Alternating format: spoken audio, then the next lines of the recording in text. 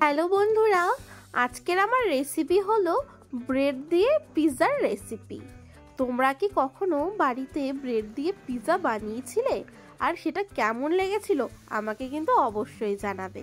আর আজকের আমার এই ব্রেড দিয়ে পিৎজা কিন্তু অসাধারণ হয়েছিল খেতে, পুরো রেস্টুরেন্টের মতন টেস্ট।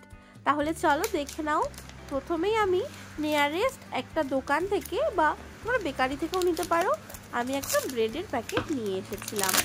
আর ব্রেডগুলো কিন্তু খুবই সফট আর এত ভালো ছিল। দেখো এক এক করে আমি ব্রেডগুলোকে নামিয়ে নিলাম। আমি 4টা ব্রেড নিয়েছি। 4টা ব্রেড নেওয়ার পরে আমি দেখো একটা বড় বাটি বসিয়ে একদম পিৎজার ব্রেড যেরকম হয় সেই সাইজের কিন্তু কেটে নিলাম একটা ছুরি দিয়ে। দেখো খুব সুন্দর গোল করে আমি এটাকে কেটে নিলাম। আর সাইডের যেগুলো বেঁচে গেল এটা না ফেলে দিয়ে তোমরা কিন্তু এটা খেতেও পারো।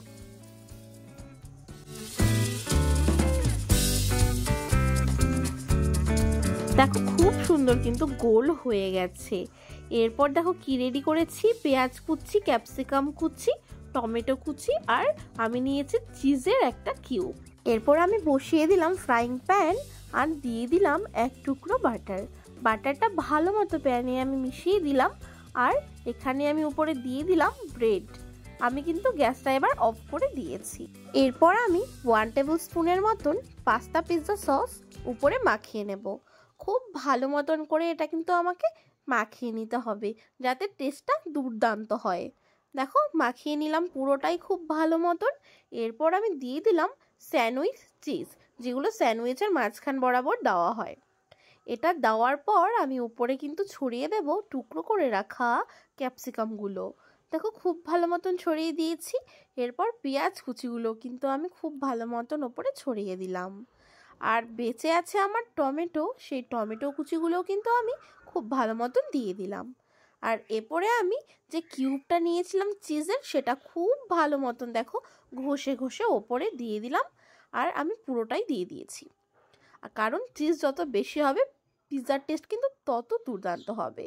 দেখো লুকটা জাস্ট দেখো কি ডেলিশিয়াস আর কি টেস্টি। আর সবশেষে আমি দিয়ে দেব অরিগানো। অরিগানোটা কিন্তু অল্প পরিমাণেই দিতে হবে।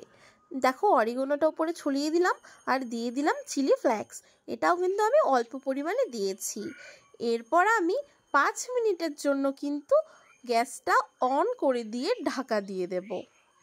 আর গ্যাসটা কিন্তু অবশ্যই একদম লো ফ্লেমে রাখতে হবে। দেখো 5 মিনিট পর ফিরে এলাম, পুরো চিজগুলো কিন্তু গলে গেছে। তার মানে বুঝতে হবে আমার কিন্তু পিৎজা রেডি। তাহলে আমার এই পিৎজার রেসিপি তোমাদের কেমন লাগলো অবশ্যই কিন্তু কমেন্টে জানাবে।